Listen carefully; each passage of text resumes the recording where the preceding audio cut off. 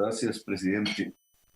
Pues no votaré por coherencia con mi posición anterior, pero sí quiero dejar mi opinión. Cuando se presentó esa terna donde está el magistrado que hoy renuncia, yo era pues ciudadano, no era congresista, no tenía la función de elegir, pero sí le pedí a quienes consideraba que tenía alguna cofradía intelectual en el Congreso que votaran por Néstor Osuna, que creo estaba en la terna con él. Qué diferente hubiera sido la Corte Constitucional si el Congreso hubiera escogido a Néstor Osuna.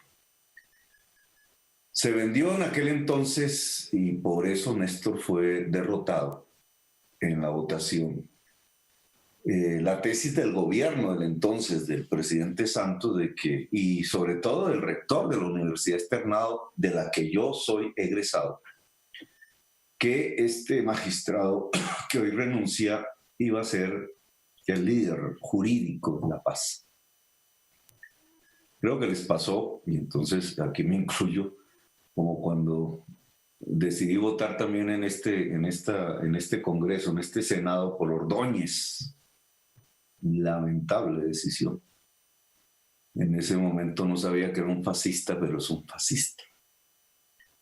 Se encubren con mantos religiosos, pero lo único que hacen es vehicular, hacer de la religión un vehículo para meter doctrinas totalitarias, fascistas, dentro del Estado colombiano, y fundamentalmente esa ha sido como su obsesión primera dentro del Poder Judicial colombiano. De ahí nace el cartel de la toga y la corrupción al más alto nivel, incluso la transformación de la Corte Suprema de Justicia, que estaba investigando la parapolítica, por otra que decidió suspender las investigaciones por la parapolítica.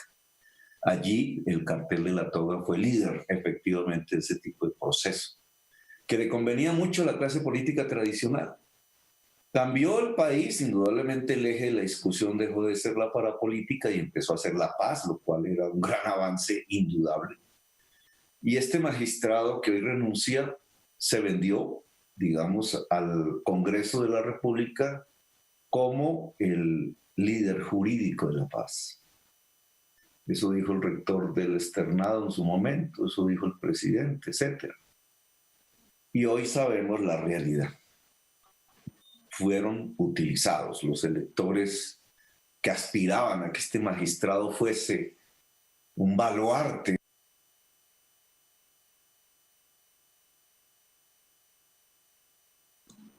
Continúe, por favor, senador Gustavo Petro. Un minuto. No cambia la costumbre del corte de la palabra. Pues indudablemente fue un fiasco. Esa es la realidad, fue un fiasco. Fiasco hemos tenido todos y de múltiples maneras, pero este es un fiasco al nivel de la Corte Constitucional. Ahora se abre un problema. ¿Quién terna el nuevo magistrado que va a reemplazar a este señor y con qué intención? Ya no será la misma intención engañada del presidente que quería paz, será otra. Y la Corte Constitucional va a variar. Y va a variar sustancialmente, tal como hicieron a través del cartel de la toga con la Corte Suprema de Justicia. Va a variar, ya no poniéndose al lado de la paz. Y ojalá los otros órganos del Poder Judicial, la Corte Suprema y el Consejo de Estado, que tienen que ver con este tema de la nominación a la Corte, tomen nota de esto. Continúe, senador Petro, por favor, para terminar. Tomen estos poderes judiciales nota de esto. Yo ya no confío en el Congreso de la República, en su reserva democrática, porque ya la ha extinguido. Le corresponde a la justicia, al final a la ciudadanía, salvar la democracia en Colombia. Ojalá la Corte Constitucional no sufra lo que sufrió la Corte Suprema bajo la influencia de Ordóñez y el Consejo de Estado bajo la influencia de Ordóñez, el fascismo colombiano. Ojalá la justicia sea capaz de garantizar en la Corte Constitucional un poder de resistencia democrática a estas amargas horas que vive la democracia colombiana. Gracias, señor presidente.